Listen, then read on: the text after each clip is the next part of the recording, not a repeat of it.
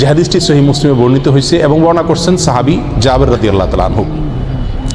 নবী করিম সাল্লাল্লাহু আলাইহি ওয়াসাল্লাম ইরশাদ করেছেন, ইবলিস তার সিংহাসন সে পানির উপরে স্থাপন করে এবং প্রতিদিন সকালে সে তার বাহিনীকে ছেড়ে দেয়, মানুষের সমাজে ঢুকে মানুষকে ক্ষতির দিকে আহ্বান করার জন্য, মানুষকে ধ্বংসের দিকে নিয়ে যাওয়ার জন্য, মানুষকে দিয়ে গুনাহ করানোর জন্য।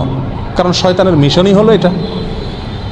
তো তার বাহিনীর লোকেরা, তার সদস্যের লোকেরা সবাই ছড়িয়ে পড়ে বিভিন্ন জায়গায়, এবং দিন শেষে সবাই যখন আবার ফিরে আসে, ইবলিস তাদের কাছ থেকে রিপোর্ট নেয়।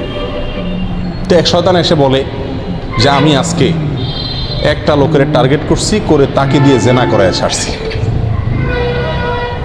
ইবলিস বলে যে লাম তাসনা আশাই, কিছুই করলা না, জেনা করছে।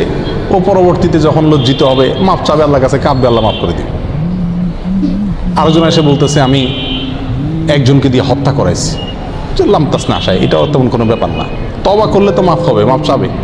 বা যাদের লোক হত্যা করছে তাদের সাথে মিউচুয়াল আসলে মাপ সাফ করে দিলে তারা তো একটা সমাধান আছে।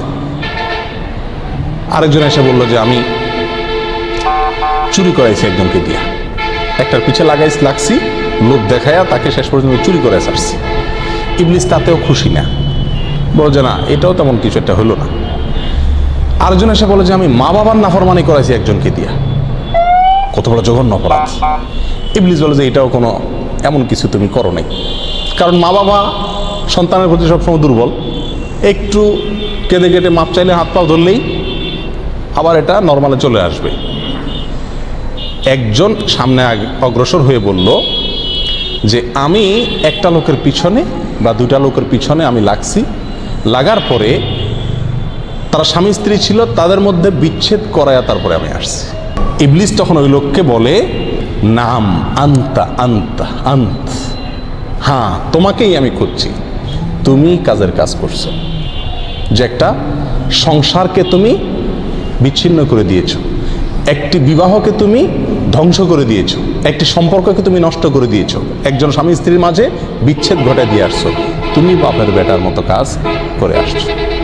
কি বুঝলাম এই হাদিস থেকে? একজন স্বামী স্ত্রীর মধ্যে সম্পর্ক ছিন্ন করে দিল, বিচ্ছেদ ঘটায় দিল, তাকে ইবলিস এত মারহাবা দিল।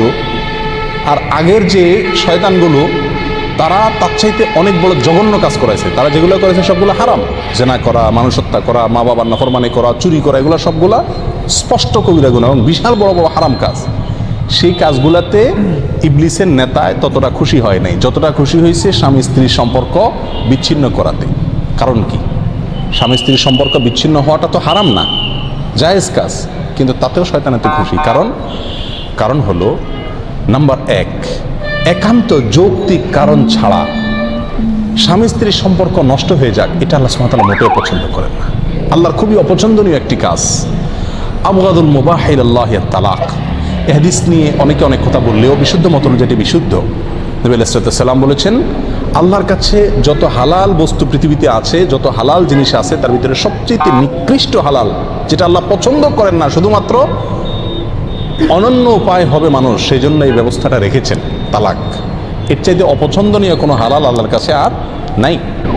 দ্বিতীয়ত, সম্পর্ক নষ্ট হয়ে যাওয়া, বিবাহ বিচ্ছেদ হয়ে যাওয়া, এটা যদিও মূলগতভাবে একটা হালাল কাজ না, হারামের কিছু নাই, কিন্তু এটার কিছু কিছু পরিণাম জঘন্য জঘন্য হারাম কাজের চাইতেও আরো মারাত্মক পর্যায়ে চলে যায়।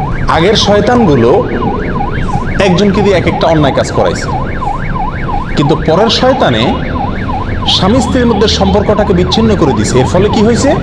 তাদের যে সন্তান আছে, এই সন্তানগুলো চিরকালের জন্য, বেশিরভাগ ক্ষেত্রেই, হাতে গোনা দুই একজনকে আল্লাহ হেফাজত করেন, বেশিরভাগ ক্ষেত্রেই এই সন্তানগুলো আর কি হয় না, মানুষ হয় না। হয়তো তাদের স্বপ্ন ছিল ছেলেটাকে হাফেজ বানাবে, আলেম বানাবে, নামাজি বানাবে, মেয়েটাকে ভালো বানাবে, একটা স্বপ্ন তাদের ছিল। এগুলো হয় উচ্ছন্নে চলে যায়, খারাপ কোনো রাস্তায় পা বাড়ায় এবং চিরতরে নষ্ট হয়ে যায়। তাহলে একটা প্রজন্ম ধ্বংস হয়ে যায় অনেক ক্ষেত্রে একটি বিবাহ বিচ্ছেদ থেকে।